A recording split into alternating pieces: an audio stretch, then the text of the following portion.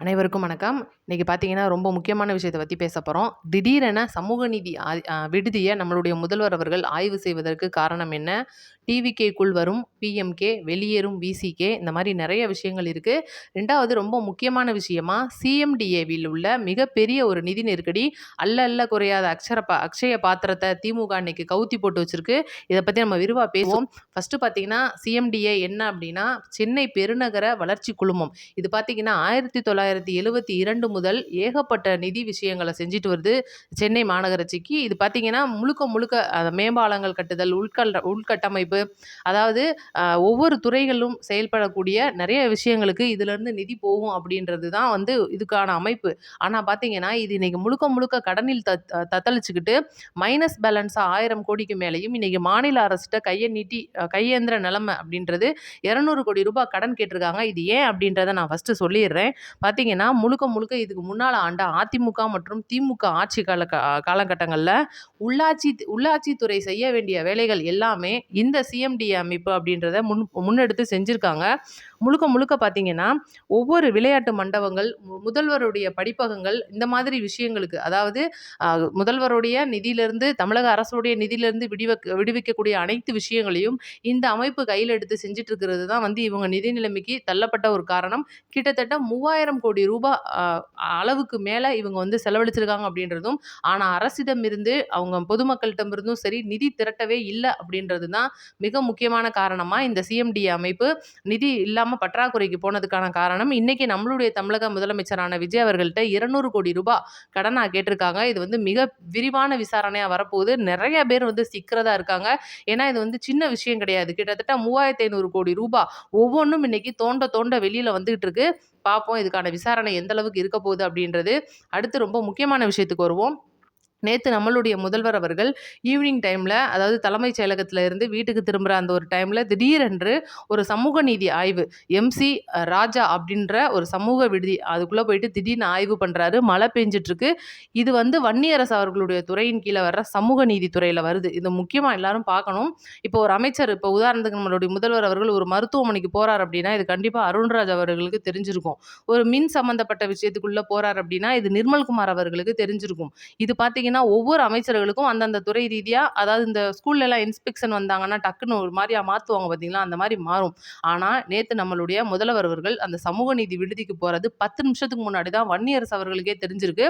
இது ஒரு மிகப்பெரிய விஷயமா இருக்கு. முதல்ல வன்னியரசு அவர்களே முதல்ல நம்ம முதல்வர் அவர்கள் நம்பலையா, இல்ல அதிகமா புகார் அப்படின்றது போகப்பட்டிருக்கா அப்படின்றது ஒரு கேள்விக்குறியாவே இருக்கு. உள்ள நுழைஞ்ச உடனே பார்த்தீங்கன்னா, ஏகப்பட்ட மாணவர்களுடைய கோரிக்கைகள், சாப்பாட்டுல புழு கிடக்கிறதுல இருந்து, வார்டன் வந்து கண்டமேனிக்கு திட்டுறதுலேருந்து, ஒரு வேலை பார்க்கவோ, ஒரு படிக்கவோ வர்ற மாணவர்களை ரொம்ப மோசமா வந்து பேசுறது, அவங்களுக்கு சரிவர சாப்பாடு குடுக்காதது, திடீர்னு ஏதோ ஒரு கோச்சிங் சென்டர்ல டைம் லேட் ஆயிருச்சு அப்படின்னா, ஆபாசமா திட்டுறது, அந்த பசங்கள வெளியில அனுப்பிடுறது, அதுக்கப்புறம் அவங்க போய் பொழுதுபோக்கு பூங்காக்கள்ல படுக்கிறது, அங்க சட்டவிரோத சம்பவம் ஏதாவது நடந்துச்சுன்னா, காவல்துறையினர் இந்த பசங்கள கூட்டிட்டு போயிறது, இந்த மாரி சம்பவங்கள் தொடர்ச்சியா அந்த ஒரு சமூக நீதி விடுதிய சுத்தி நடந்துட்டே இருக்கு. இந்த விஷயம் நம்ம முதல்வருக்கு தெரிஞ்சு பார்த்தீங்கன்னா, ரெய்டுக்கு போயிருக்காரு. போனதுல பார்த்தீங்கன்னா, நெறைய கம்ப்ளைண்ட் வந்திருக்கு. இது இவ்ளோ நாள் வன்னியரசு அவர்களுக்கே தெரியல. சமூக நீதித்துறை அமைச்சரா வன்னியரசு அவர்கள் பொறுப்பேத்ததுக்கு அப்புறமா நெறைய விடுதிகளுக்கு போயிருப்பாரு. நம்மளும் அத பார்த்திருப்போம். நல்ல விஷயங்களும் செஞ்சுட்டு வராரு. ஆனா நேத்து திடீர்னு இந்த ஒரு விஷயம் செஞ்சது அப்படின்றது உண்மையிலே வந்து என்ன நடந்துச்சு அப்படின்றத யாராலயுமே யூகிக்க முடியல. இது திடீர் ரெய்டு அப்படின்ற மாதிரி தான் சொல்றாங்க. அடுத்து ரொம்ப முக்கியமான விஷயத்துக்கு வருவோம். இன்னைக்கு ரொம்பவே நெருக்கம் காட்டும் பாமக. தமிழக அரசு கூடயே இன்னைக்கு பாமக அன்புமணி ராமதாஸ் அவர்கள், ஆதவ அர்ஜுன் கூடயா இருக்கட்டும், நம்மளுடைய தமிழக முதலமைச்சர் கூடயா இருக்கட்டும், மிகவும் நெருங்கி பழகிக்கிட்டு இருக்காங்க. அடிக்கடி பார்த்தீங்கன்னா, அதாவது சௌமியா அன்புமணி அவர்கள் அடிக்கடி நம்மளுடைய முதல்வர் அவர்களுடைய ஒரு தனி மீட்டிங்கா இருக்கட்டும், இல்ல அவர்களுடைய அலுவலகத்துக்கு சென்று பேச்சுவார்த்தையா இருக்கட்டும், இது வந்து பேசிட்டு இருக்காங்க. இவங்க சைட்ல இருந்து ஒரு அமைச்சர் பதவியை எதிர்பார்க்குறாங்க அப்படின்றதும், சீக்கிரம் பாமக தமிழக வெற்றி கழக ஆட்சிக்குள்ள வரப்போறாங்க அப்படின்றதும் ஒரு தகவலா இருக்கு. எப்படிங்க திருமாவளவன் இருக்கிற கட்சியில பாமக வரும் அப்படின்றதும், இன்னைக்கு சமூக நீதித்துறையை பேர் மாத்துனதுக்கு திருமாவளவன் அவர்களுக்கு வரக்கூடிய ஒரு மிகப்பெரிய கோபம். ஆதி திராவிடர் மற்றும் பழங்குடியினர் அப்படின்ற துறையில இருந்து ஏன் நீங்க சமூக நீதித்துறையா மாத்துனீங்க அப்படின்ற ஒரு கேள்வி உண்மையிலே அந்த மக்களுக்கே வந்து அது பிடிக்காத ஒரு கேள்வியா இருக்கு. யோசிச்சு பாருங்க, சமூக நீதி அப்படின்றது எல்லாருக்குமே ஒரே கலர்ல தான் ரத்தம் இருக்கும் அப்படின்றத எடுத்துக்காட்டுற விதமா தான் ஒரு பேரை சூட்டியிருக்காங்க. ஆனா ஆதி திராவிடர்னு எங்களை நீங்க தனியா பாருங்க, பழங்குடியினர்னு எங்கள நீங்க தனியா பாருங்க. எங்களுடைய அதாவது நாங்க வந்து தாழ்த்தப்பட்டவங்க அப்படின்றத நாங்க காட்டிக்கிட்டே இருக்க விரும்புறோம் அப்படின்ற மாதிரி தான் இன்னைக்கு திருமாவளவன் அவர்களுடைய பேச்சு அப்படின்றது இருக்கு. அந்த மக்களுக்கு கிடைக்கக்கூடிய அனைத்து நல்ல விஷயங்களும் நம்ம முதல்வர் அவர்கள் மூலியமா செஞ்சுகிட்டு இருக்காங்க.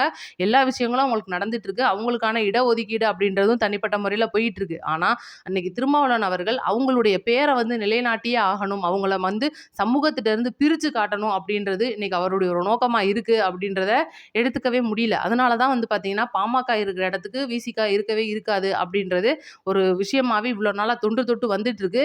இப்ப பாமக உள்ள வரக்கூடிய நிலைமையில விசிகாவுடைய இப்ப மாநாடெல்லாம் கூட நடத்த போறாரு அப்படின்றதும், திமுகவுக்கும் அத அழைப்பு குடுத்திருக்காரு. நம்மளுடைய டிவிகேவுக்கும் அழைப்பு குடுத்திருக்காரு அப்படின்றதும், எங்க தான் இவர் நிலையா இருக்க போறாரு அப்படின்றது இன்னும் அவருக்கே தெரியல அப்படின்றனால, இத பத்தி நம்ம வந்து பொறுமையா தான் பேச வேண்டியிருக்கு. பார்ப்போம் என்னதான் நடக்க போகுது அப்படின்னு.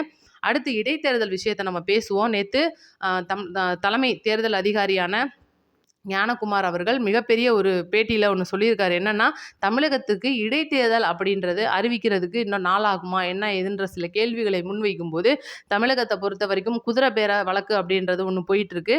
ஒவ்வொரு தொகுதியிலயும் அதிமுக சைட்லேருந்து ராஜினாமா பண்ணுனவங்க, அவங்க மேல வந்து சபாநாயகர் அவர்கள் மேலயும் சரி, அதிமுக பண்ணுனவங்க மேலயும் சரி, ஆல்ரெடி அதிமுக தலைமையிலேருந்து ஒரு மனு ஒண்ணு போட்டிருக்காங்க. இவங்களுடைய ராஜினாமாவ ஏத்துக்க கூடாது. இவங்க இன்னொரு கட்சிக்கு போறது வந்து குதிரை பேர அடிப்படையில போயிருக்காங்க. இது வந்து சரியில்லன்னு சொல்லிட்டு ஏகப்பட்ட வழக்குகள் நிலுவையில போயிட்டுருக்கு. அது போக பார்த்தீங்கன்னா, ஏகப்பட்ட தமிழக வெற்றி கழக எம்எல்ஏக்கள் மீது இன்னைக்கு வந்து அவங்களுடைய வெற்றியை எதிர்த்தும் வந்து சில வழக்குகள் கோர்ட்ல நிலுவையில இருக்கு. அப்படி இருக்கும்போது, இந்த ஒரு வழக்கு அப்படின்றத அதோட இறுதித்தன்மை வரும்போது, இதுக்கு அப்புறம் தான் வந்து நாங்க தேர்தல் அறிவிப்போம் அப்படின்னு சொல்லிட்டு அந்த தலைமை தேர்தல் அதிகாரி அவர்கள் சொல்லியிருக்காரு. அ அந்த ஞானேஷ்குமார் அவர்கள் மேலும் ஒரு விஷயத்த சொல்லியிருக்காரு. என்னன்னா, இந்த ஒரு விஷயம் அப்படின்றது வழக்கு நிலுவையின் முடிவு அப்படின்றபோது இன்னைக்கு யோசிச்சு பாருங்க, தமிழ்நாட்டுல ஒரு வழக்கோட முடிவு.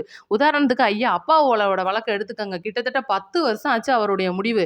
இன்னைக்கு திமுக ஆட்சியே இல்ல. ஆனா 2011ல திமுக ஆட்சி அதிமுக ஆட்சி கட்ட காலங்கள்ல அப்பாவு அவர்களுடைய தொகுதியில அவர் தான் ஜெயிச்சாருன்றது ரிசல்ட் வந்திருக்கு. 10 வருஷம் கழிச்சு 14ல. அப்ப யோசிச்சு பாருங்க, இந்த வருஷம் இந்த வழக்குகள்லாம் முடியறதுக்கு எத்தன வருஷம் ஆகும்? அப்ப இடைத்தேர்தல் வைக்கிறதுன்றது அவங்களுடைய ஒரு 2016 தேர்தல்ல அப்பாவு அவர்களுடைய வெற்றி இன்னைக்கு சென்றும் அப்படி செல்லுபடி ஆயிடுச்சுன்னு சொல்லிட்டு ஒரு வழக்கு அவங்களுடைய ஒரு தீர்ப்பு வருது. ஆனா வந்து பிரயோஜனம் இல்ல. அந்த மாதிரி கிடப்புல கிடக்க போதா அப்படின்றத கேள்வி கேட்கும்போது, இல்ல ஒரு தொகுதி காலி ஆயிடுச்சுன்னு அறிவிச்ச 6 மாத காலங்கட்டக்குள் தேர்தல் வைக்கணும் அப்படின்றது நியாயம். இல்லைன்னா அந்த ஒரு இடத்துல ஆளுநர் அவர்களுடைய ஆட்சி வந்துரும். இன்னைக்கு தமிழகத்த பொறுத்தவரைக்கும் 2 பேர்களுடைய புது பெயர்கள் ஆளுநர் பேருக்கு பரிந்துரைக்கப்பட்டு வருது. 2 பேருமே பாஜகவை சேர்ந்த ஒரு மிகப்பெரிய அரசியல்வாதி ஒருத்தரா இருந்தாலும், இன்னொருத்தர் பார்த்தீங்கன்னா மிகப்பெரிய ஆன்மீகவாதி. அப்ப தமிழ்நாட்டுக்கு ஆளுநரா யார கொண்டுட்டு வரப்போறாங்க? எதிர்ப்ப மீறி மீறி சம்பாதிக்க போறாங்களா? அப்படின்றத இன்னும் நம்ம பொறுத்திருந்து பார்ப்போம். இன்னைக்கு இந்த இடைத்தேர்தல பொறுத்தவரைக்கும் தமிழகமும் எதிர்பார்த்த மிகப்பெரிய விஷயம் தள்ளி போயிட்டு இருக்கு. காரணம் திமுக, பாஜகவை நெருங்கிக்கிட்டு இருக்கு அப்படின்னே சொல்லணும். லண்டன்லேருந்து பல விஷயங்கள் மோடி அவர்களுக்கு பரிமாறப்பட்டிருக்கு. திமுக கட்சிக்குள்ள இருக்கிற நிறைய விஷயங்கள் மாற்றப்பட்டிருக்கு. அதாவது இளைஞரணி செயலாளர் அப்படின்ற பொறுப்புல இருந்து இன்னைக்கு உதயநிதி அவர்கள் விலகவே மாட்டேன் அப்படின்ற இருந்த பொறுப்பை இன்னைக்கு யாருக்காகவோ விட்டு கொடுத்துருக்காரு. உதாரணத்துக்கு திமுகவுடைய செயல் தலைவர் பொறுப்புக்கு சபரீசன் அவர்களையும் அல்லது கனிமொழி அவர்களையும் போடுறதா கட்சி தலைமை வந்து முடிவு பண்ணியிருக்காங்க. ஸ்டாலின் அவர்கள் வந்து தமிழ்நாடு வந்ததுக்கப்புறம் திமுகவுடைய கட்டமைப்புக்குள்ள மிகப்பெரிய மாற்றங்கள் இருக்க போகுது அப்படின்னு சொல்றாங்க. தோல்விக்கு காரணமான நிறைய பேர் மேல ஆக்ஷன் எடுக்கப்படும் அப்படின்றதெல்லாம் சொல்றாங்க. இது ஒரு பக்கம் போய்கிட்டு இருக்க இந்த ஒரு சிஎம்டிஏ வழக்கு அப்படின்றது புதுசா கோர்ட்ல வரப்போகுது. கிட்டத்தட்ட 3500 கோடி ஏப்பம் விட்டது யாரு அப்படின்னு இன்னைக்கு நம்மளுடைய முதல்வர் அவர்களுடைய தலைமையில சில பேர் வந்து மனு கொடுக்கறதா இருக்காங்க. பார்ப்போம் அடுத்தடுத்து என்ன நடக்க போகுது அப்படின்றது. ரைட்டு. இப்ப குதிரை பேர வழக்குல சிக்கின விஜயன் அவர்களை நிறைய பேர் வந்து கேட்டுட்டே இருக்காங்க. ஒரு குற்றவாளிக்கு எப்படி இவங்களால வந்து முட்டு கொடுத்து பேச முடியுது அப்படின்னு தெரியல. காவல்துறையால குற்றவாளி அப்படின்னு குற்றம் சாட்டப்பட்டவர் குதிரை பேர வழக்குல பேசியிருக்காரு அப்படின்றதுல எடுத்துக்கிட்ட ஒரு நபர் நேரடியா சம்மன் கொடுத்து அவரை நேரடியா கூப்பிட்டு போயிருக்காங்க. ஒரு போனையும் வாங்கி வச்சிருக்காங்க. சில பத்திரிகையாளர்கள்லாம் வந்து இன்னைக்கு உண்மையிலே நியாயமா கேட்டிருக்காங்கன்னு சொல்லணும். உதாரணத்துக்கு சேகுவாராவா இருக்கட்டும், பத்திரிகையாளர் மணியா இருக்கட்டும், திமுக காலகட்டங்களில் சவுக்கு சங்கர் அவர்களை பண்ணாத பாடா இன்னைக்கு வந்து விஜயன் அவர்கள் மேல பண்ணியிருக்காங்க. சவுக்கு சங்கர் அவர்கள் எதுவுமே செய்யாம அவர்களுடைய அலுவலகத்தை சூறையாடி இவ்வளவு விஷயங்களை வந்து தப்பா செஞ்சு அவர் மேல குண்டாசு போட்ட இந்த திமுகவை விடவா இந்த விஜயன் அவர்களை கூட்டிட்டு வந்து விசாரிச்சுக்கிட்டு இருக்க தமிழக வெற்றி கழக அரசு மோசமா போயிருச்சு அப்படின்ற கேள்வி கேட்குறாங்க. சாதாரண விஷயம். ஒரு செல்போனுக்கு உயிர் கிடையாது. அந்த செல்போனை தூக்கிட்டு காவல்துறையினர் விசாரிக்கிறாங்க. அந்த செல்போன்ல ஒருவேளை அவருடைய அந்தரங்கங்கள் இருக்கலாம், இல்லை ஏதோ ஒரு பிரச்சனை இருக்கலாம் அப்படின்னா அதை அவர் சொல்லலாம். அதுக்கான ஒரு விஷயத்தை தள்ளி வச்சுட்டு மிச்சத்தை தான் பார்க்க போறாங்க. அப்படி இருக்கும்போது நீங்க எதுவுமே இல்லை, நான் ஒரு நார்மலான நபருங்க, என் மேல எந்த குற்றமும் இல்லைன்னா ஏன் அந்த நபர் வந்து ஃபோன் கொடுக்கறதுக்கு மறுக்கிறாரு, அந்த ஃபோனை தூக்கி போட்டு உடைக்க முற்படுறாரு அப்படின்றத கண்டிப்பா காவல்துறையினர் விசாரிச்சுக்கிட்டு இருக்காங்க. விசாரணை முடிவில் நிறைய உண்மைகள் வெளியில வரதா இருக்கு. பார்ப்போம். நான் அடுத்தடுத்த வீடியோல டீட்டெயில்டா சொல்றேன். நம்ம வீடியோவை ஸ்கிப் பண்ணாம பாருங்க. பார்த்துட்டு 4 பேருக்கு ஷேர் பண்ணி விடுங்க. நன்றி, வணக்கம்.